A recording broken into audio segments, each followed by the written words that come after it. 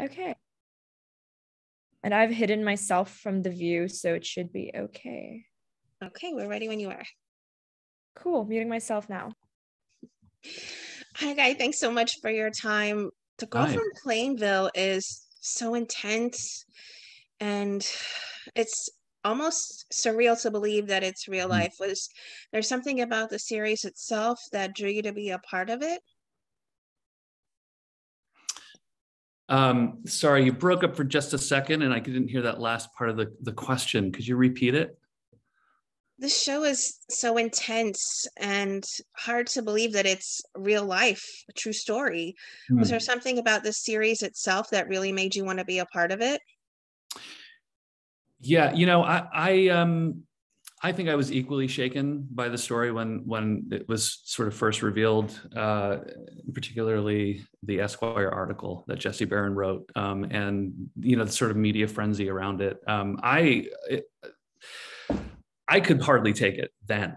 I almost made a conscious effort to not dig into the story when it first came out. But when I first read the scripts that Liz Hannah and Patrick McManus wrote, I felt moved in a way, and I think also as a parent to get involved in this, because I really feel like it's critical that we have a conversation around the impact that technology has on young people today, and pop culture and social media have influenced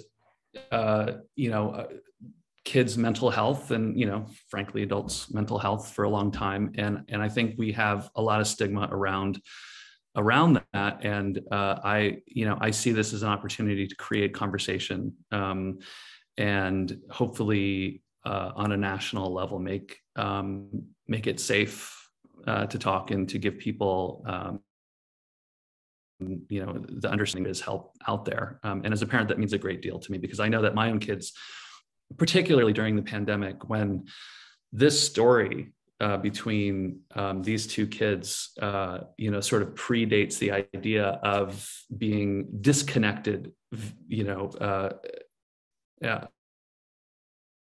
sort of disembodied.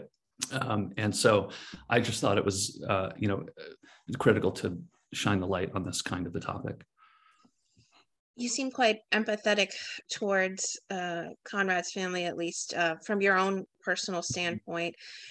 But in the series, there's sort of a dichotomy going on with David Carter, because he has to support his daughter, but also she's guilty of, lending a hand with her daughter's, guilty of lending a hand with her friend's murder. I mean, talk about playing that mindset and how difficult it may have been for you to be in the shoes of a parent in that moment. Yeah, this is something that I thought about a lot. Is like, as a parent, your job is to keep your child safe and to give them love and to be there for them, regardless, unconditionally.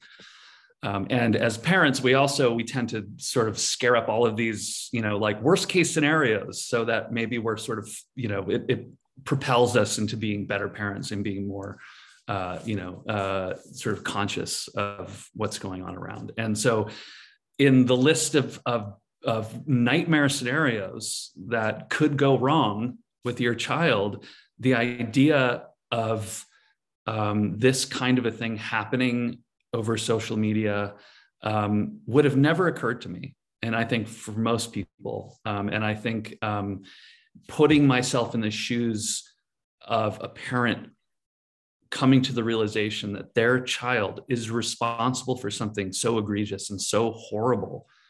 I mean, it really, like, I get, like, visceral reaction. And it's just shocking that this happened. It happened the way it did. And there is no question that while working on this in real time, working with this incredible scripts that Liz Hanna and Patrick Manis made. And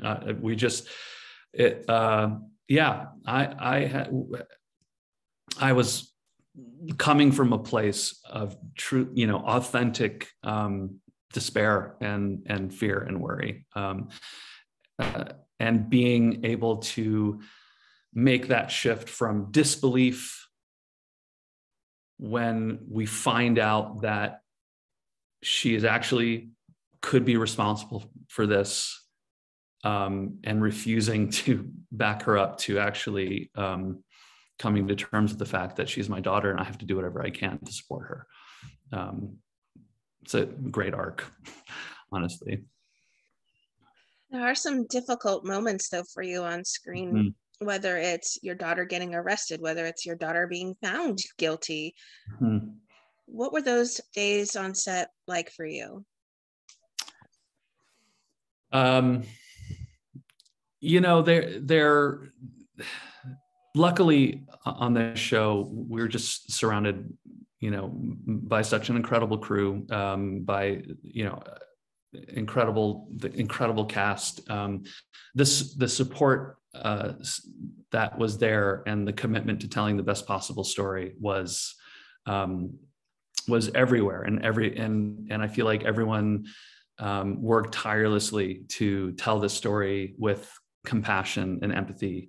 And as difficult as it was also that realization that we are telling a story that hopefully will have a positive impact when it's all is said and done. So yeah, there were days where it was emotionally draining, but ultimately that was buoyed by the fact that we all knew that we were working on something that was meaningful. You touched on it a bit, but what do you hope viewers really take away from watching The Girl from Plainville? Well, I really think, and I really hope that what viewers take away from watching The Girl from Plainville is generating a conversation around mental health and around the impact that, popular culture and social media has on the mental health of young people, and hopefully providing a sense of ownership over the topic and a conversation around, maybe removing the stigma of mental health. It's something that everyone experiences, and that it shows up differently for everyone. There are so many variables that contribute to a person's mental health. And if we can start talking about it and making it, removing the stigma, then I think it's going to advance our ability to have a positive effect on our ability to help one another and move forward.